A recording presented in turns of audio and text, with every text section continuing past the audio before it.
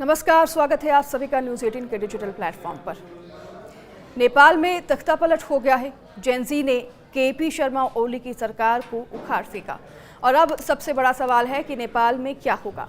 सरकार बनेगी या फिर आर्मी शासन अभी भी चलेगा? धीरे धीरे इसका भी जवाब अब मिलने लगा है। अब नेपाल में अंतरिम सरकार बनाने की कवायद शुरू हो चुकी है। आज का दिन काफ़ी अहम है नेपाल के लिए। आज यानी कि गुरुवार को आर्मी चीफ ने अहम बैठक बुलाई है। माना जा रहा है कि आज अंतरिम सरकार पर सहमति बन सकती है। अब तक अंतरिम सरकार का चेहरा सुशीला कार्की को माना जा रहा है। सवाल है कि अंतरिम सरकार की मुखिया अगर सुशीला कार्की ही बनती हैं तो फिर उनके नेतृत्व में नेपाल का भारत से संबंध कैसा रहेगा। सबके मन में यही सवाल है कि नेपाल में नई सरकार का भारत के साथ कैसा संघर्ष होगा, कैसा व्यवहार होगा, क्योंकि जब केपी ओली रहे हैं प्रधानमंत्री नेपाल के तो हमने देखा कि इतना अच्छा संबंध भारत के साथ नहीं रहा। दरअसल सुशीला कार्की का जुड़ाव और लगाव भारत से काफ़ी लंबे समय से रहा है। वह पीएम मोदी को बेहतरीन नेता के तौर पर देखती हैं तो वह बीएचयू से भी पड़ी हुई हैं। नेपाल में मौजूदा संकट के बाद अंतरिम सरकार के मुखिया के तौर पर सुशीला कार्की का नाम सामने आया है। नाम सामने आने के बाद अब उन्होंने एक इंटरव्यू दिया और इस इंटरव्यू में सुशीला कार्की ने इस सवाल का जवाब दे दिया है कि भारत संग नेपाल के रिश्ते कैसे रहेंगे। दरअसल पहले इंटरव्यू में सुशीला कार्की ने अपने भारत से लगाव को दर्शा दिया है।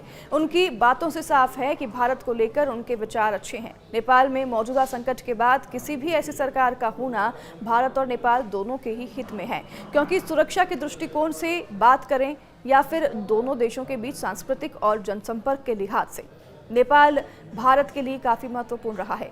दोनों देशों के बीच 1751 किलोमीटर की सीमा है। ऐसे में अंतरिम सरकार के मुखिया के तौर पर सुशीला कार्की का चुनाव राहत भरा फैसला है। इंटरव्यू के दौरान सुशीला कार्की ने प्रधानमंत्री नरेंद्र मोदी का भी नाम लिया और कहा कि वो उनकी कार्यशैली से प्रभावित है।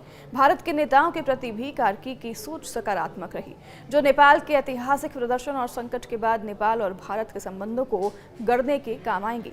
खासकर तब जब पिछली ओली सरकार का रुख चीन की तरफ ज़्यादा था और शायद यही वजह रही कि न तो ओली अपने अंतिम कार्यक्रम में भारत आए और न ही भारत ने ओली के दौरे में बहुत दिलचस्पी ली।